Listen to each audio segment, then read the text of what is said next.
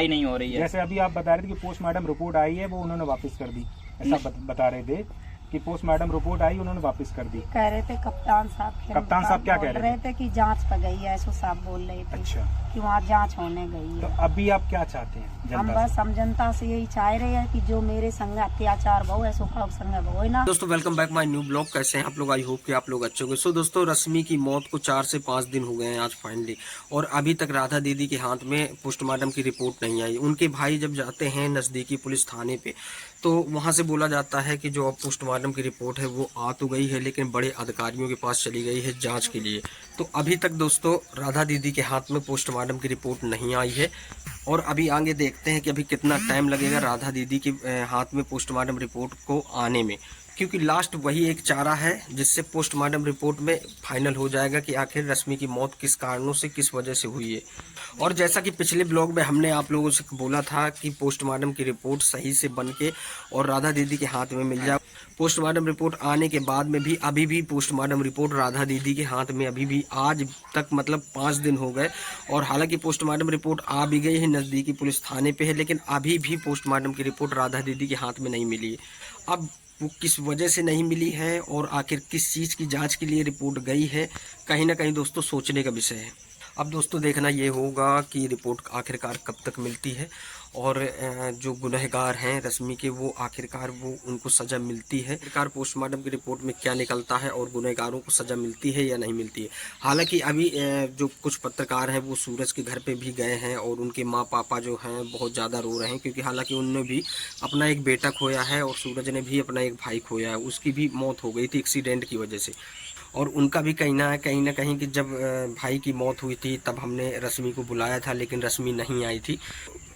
उधर से भी कई आरोप लग रहे हैं रश्मि के ऊपर। अब देखते हैं कि आखिर क्या सच्चाई है, क्या सच्चाई निकल के आती है, वो पोस्टमार्टम रिपोर्ट आने के बाद ही पता चलेगा दोस्तों। और बहुत से लोगों के कमेंट आ रहे थे कि आखिर भैया रश्मि के साथ में हुआ क्या है, हमको पूरी जानकारी नहीं है। तो आप लोग ये पूरी क्लिप देखिए, इसमें राधा दीदी स्पष्ट बता रही हैं कि आखिरकार रश्मि के साथ क्या हुआ था, कैसे हुआ था। ये आप क्लिप देखो, पूरी बात बताना। नहीं थी, कबू नहीं बीमार भाई थी, बस सूरज आए पोटा के लिए ले गई जी। मतलब अपने रहे यानी 1-2 दिन, तो मतलब मुँह मामता फंस गई। तो अभी बोले कि कहना मम्मी पठाए देगा, हमने कि देखो लड़ाई बड़ाई ना करियो, अगर भाई चाह रही बिट्टी है तो मुँह चाह रहे हो, तो जैसे आज कह रहे हो ऐसे ही संबंध में रहियो।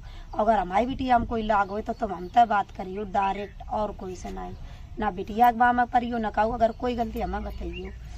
और लिवाए गए जिन्हें राखो जाए मन, जब तक नोडा में रहे तब तक इन्हें अच्छे से राखो, नोडा में रहे तो इन्हें सही से राखो। और जब इनकी बहन की गोद भरेगी, जब जे लिवाए के ले आए, तो इन्हें अपनी चाची के कहवे से मारपीट करी, और इनके चच्चा ठाड़े ठाड़े मरवाते रहे, जिनको नाम है कैलाश। अच्छा। हाँ, कैलाश ने मरवाओ। तब हमने फोन करके औरैया वाले ने कही उनते अखिलेश तय और उनकी चाची तय, हमने एक बिट्टी कैसे से मारी गई कि हमें नहीं मतलब, तुम उनको चाहे कछू करो जाओ, मतलब पूरो फोन करके मरवाओ, फोन बराबर हुई रो मतलब यही नहीं।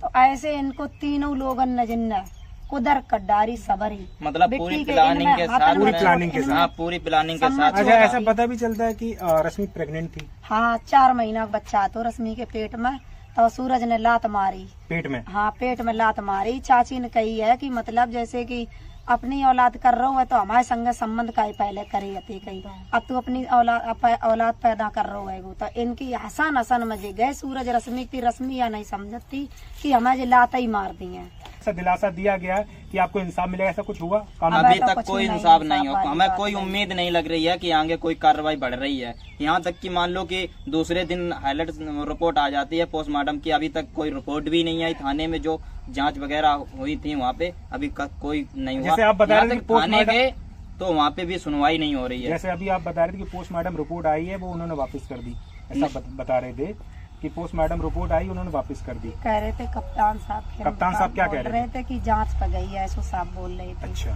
कि वहाँ जांच होने गई है। तो अभी आप